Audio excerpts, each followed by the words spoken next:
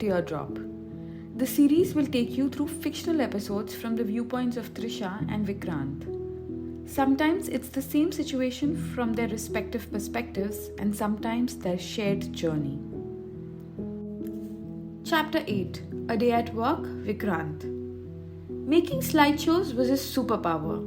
Had he been a member of the elite superheroes club that minted money by the million year after year thanks to the numerous movie releases, his storyline would tell the world how important good slideshows were to ensure that the earth continued to revolve around the sun and rotate on its axis. The name Vikrant automatically raised the bar of expectations sky high. His bosses, his peers, and the members of the support departments never haggled with him over time. He was, according to most of them, a genius who took his time but always delivered pure gold. To a novice, it would seem that the ideas just flowed. However, his method had a madness, and his madness was also not without a method. Since before he could remember, he wanted to be a filmmaker. And because that dream did not fructify, he treated everything that followed as a film project. Paper was his best friend. He wrote down everything in painstaking details. The brief from the client was a story idea. He studied it thoroughly and then proceeded to develop the script on paper.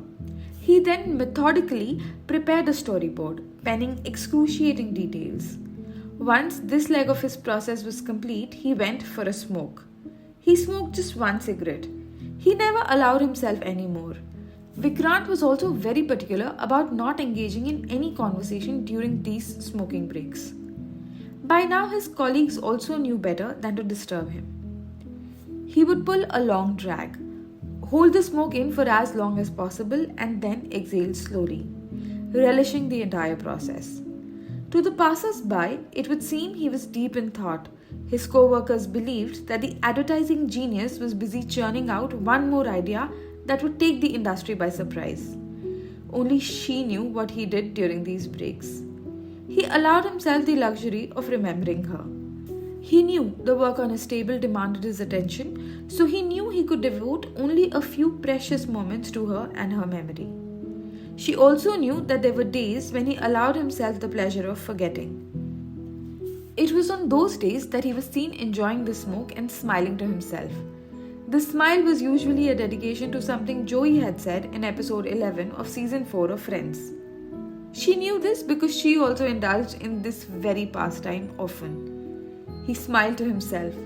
Today was one of the many rare occasions when the first drag had reminded him of her, but by the last he was laughing to himself over one of the many funny things Phoebe had said. With the cigarette almost over, only the yellow stub had remained. He squashed the remnants almost too violently for comfort into the bird feeder that was used as an ashtray.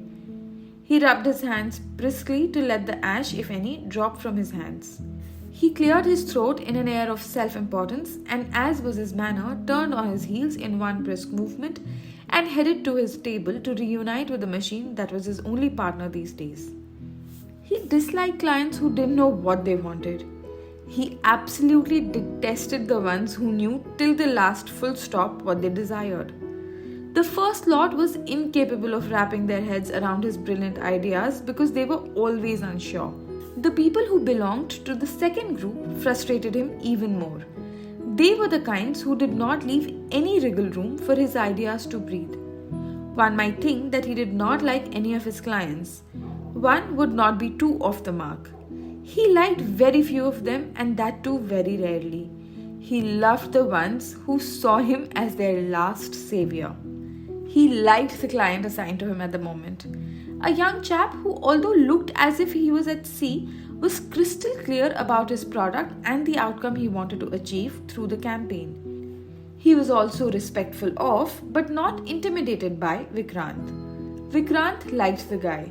He smiled to himself and started mercilessly keying in ideas, well aware that this was going to be a long night at work.